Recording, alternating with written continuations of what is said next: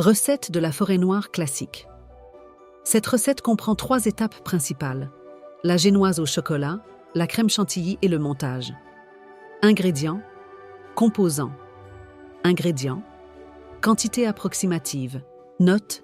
Génoise 6 œufs, sucre 200 g, farine 181 g, tamisé, cacao en poudre, non sucré, 60 g, tamisé, levure chimique, 1 cuillère à café, sel, 1 pincé, garniture cerise, griotte au sirop, 800 g, égoutté, conserver le sirop, kirsch, facultatif, 10 centilitres, pour puncher le biscuit ou utiliser le sirop de cerise pure. Chantilly crème liquide entière, 35%, mg main, 500 ml, très froide, sucre glace, 100 g, extrait de vanille, 1 cuillère à café, décoration, copeaux de chocolat noir, 100 g, cerises entières, quelques-unes, pour le dessus. Instructions de préparation 1. La génoise au chocolat 1. Préchauffer le four à 180 degrés Celsius, thermostat 6. Beurrer et farineur, un moule à manquer de 24 à 26 cm. 2. Dans un grand bol, battre les œufs et le sucre jusqu'à ce que le mélange blanchisse, triple de volume et devienne mousseux. 3. Tamiser ensemble la farine, le cacao, la levure et le sel. 4. Incorporer délicatement le mélange de poudre au mélange d'œufs, sucre, en soulevant la masse avec une spatule, maryse, pour ne pas faire retomber la mousse.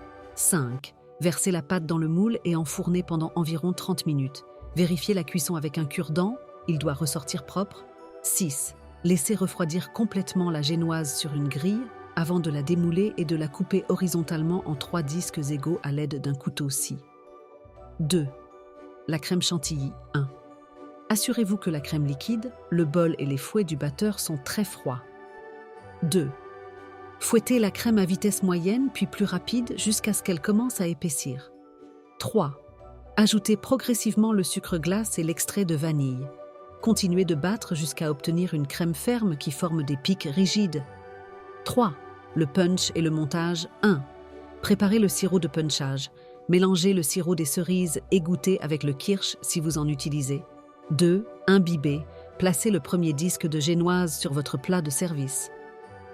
Imbibez-le généreusement avec le sirop au kirsch ou le sirop de cerise. 3. Garnir le premier étage. Étalez une généreuse couche de crème chantilly. Répartissez la moitié des cerises égouttées sur la crème. 4. Deuxième étage. Recouvrez avec le deuxième disque de génoise.